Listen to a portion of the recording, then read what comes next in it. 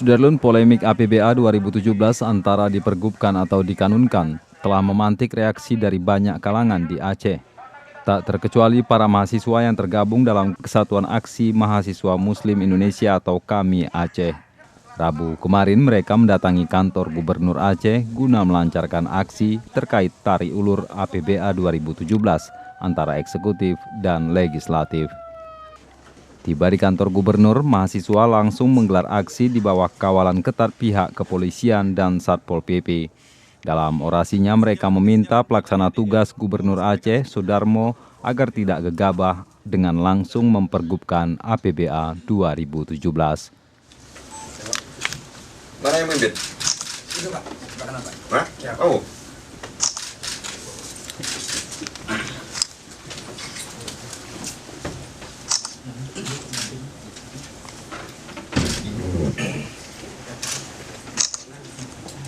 Udah ya, wartawan udah ya.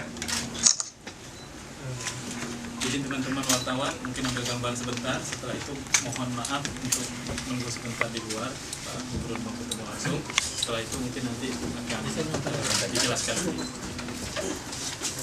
Sudah semua ambil gambar.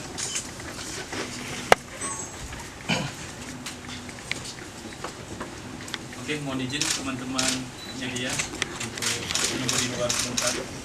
Pak, udah diambil kan gambarnya? Sayangnya pertemuan itu berlangsung tertutup.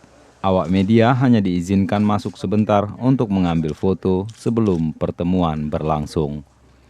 Maksudnya bahwa kita lebih pro rakyat, kita lebih kepingin bagaimana anggaran APBA ini bisa segera terrealisasi untuk bisa jalannya roda pembangunan sehingga hasilnya bisa dinikmati oleh masyarakat semua. Bahwa gubernur sudah mendeadline-kan dan sudah membuat sudah mengajukan pembahasan kepada DPR tanggal 15 ini.